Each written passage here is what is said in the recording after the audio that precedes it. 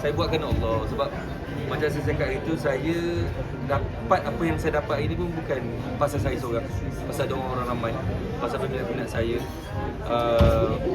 pasal doa ibu bapa saya, semua benda. So saya percaya apa yang saya dapat tu bukan milik saya seorang. So saya harus kongsi ketika orang dalam keadaan susah. So benda ni kalau boleh saya suruh, saya suka suruh. Tetapi kalau saya fikir, ada baiknya kadang Allah buka cerita ni bukan untuk saya rasa bangga atau apa. Pada saya untuk memberi inspirasi. Itu je, saya fikir positif lah. Saya takut kebanggaan tu melalaikan saya sangat takut. Tapi kalau saya buat apa yang saya boleh buat dan saya mampu, saya harap benda tu buat orang buka mata.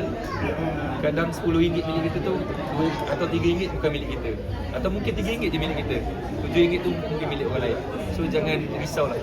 Kalau kita ikhlas, akan ada rezeki-rezeki lain yang sampai. Sebab kita buat baik pada orang ni bukan untuk orang tu. Buat baik pada orang adalah untuk kita, untuk kebaikan kita. So tak ada masalah. Saya gila buat sedekah ke orang lain ni kan. Adakah hari awak atau hidup awak rasa dipermudah? Kalau tanya saya, tak tahu. Saya nak kebahagiaan je.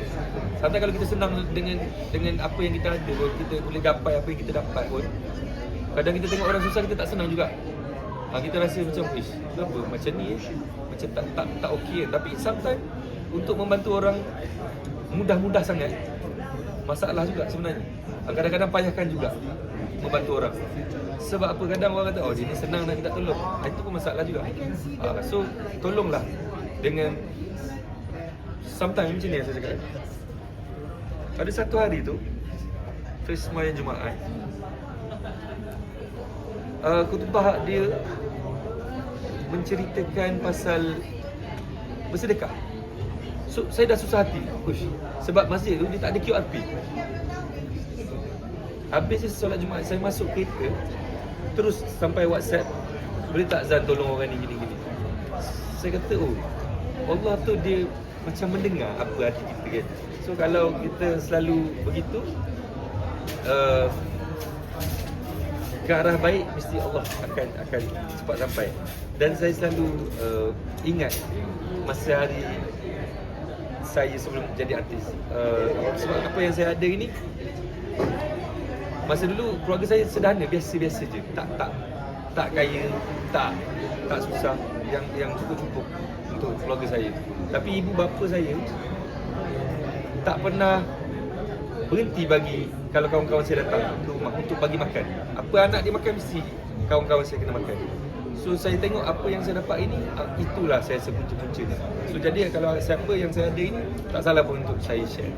Dan saya berharap juga kepada mereka yang mendengar, sama-sama jadi orang. Tapi saya tahu apa yang saya bagi mungkin tak seberapa. Mungkin orang lagi bagi lagi banyak kan. Tapi pada saya, keikhlasan tu paling penting. Saya pun tak tahu saya punya ikhlas ni diterima Allah ke tak. Tapi saya buat apa yang saya mahu, insya-Allah.